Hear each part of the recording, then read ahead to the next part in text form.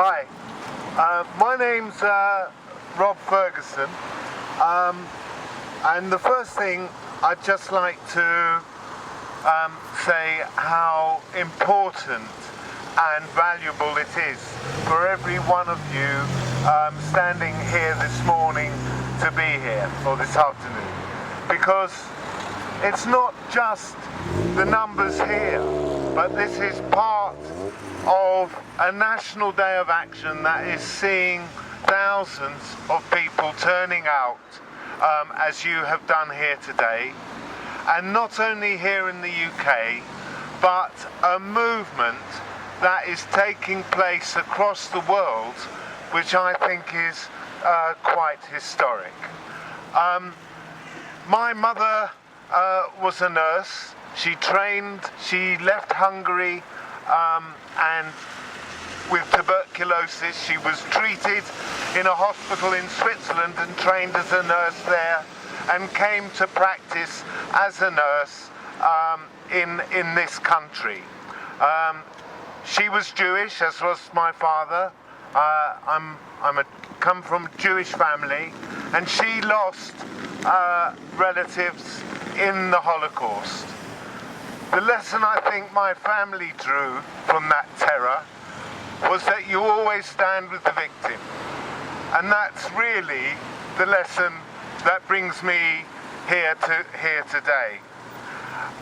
There's another important reason for why it's so crucial that we're standing here. There was a poll last week of Palestinians in Gaza and the West Bank, and one of the questions was how they felt about the scenes of protests and vigils on the media taking place across the world. 78% of the respondents, Palestinians, said that seeing those scenes on the mass media restored their faith in humanity. I think if there's any other reason for us to be standing here today, then that stands above all. But I just want to say something about the significance and horror of the attack on the hospitals and the health service. As of 2 days ago, at least 14,854 Palestinians on the West Bank had been killed. Over 6,000 of those were children. 36,000 have been injured. And of those, over 75% are children and women. I shudder when I hear the rationale that this is necessary in order to destroy Hamas. I'm sorry, you do not see these kinds of death rates, casualty rates, destruction of hospitals and infrastructure if you're targeting an armed group. This is an attack on a civilian population, deliberate and targeted. There is no other explanation for it. And I think the experience of the Palestinians for 75 years is that every time there has been resistance, not least peaceful mass civil disobedience, they've been met with violence.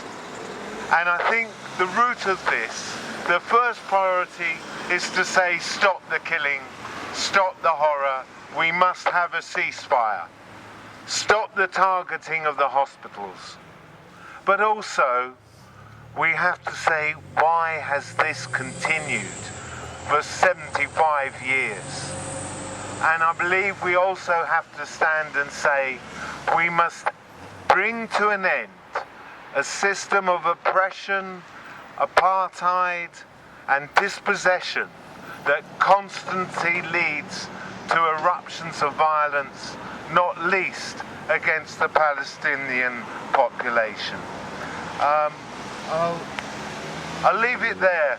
Just one thing, there was a report in the New York Times this week that documented the attacks on the infrastructure and particularly the health service, and noted that it's not just the amount, the number of ordnance and bombings.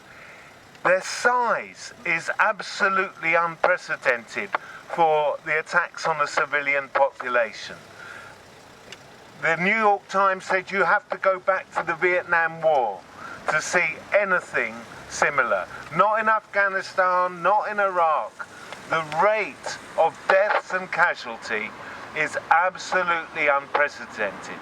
The number of bombs, the type of bombs, and the scale is absolutely horrific. I'm afraid that the pause, which is what it is most likely to break down, and we will need to be here again. But I think everyone should feel strong and proud, and it's important that we're all standing here today.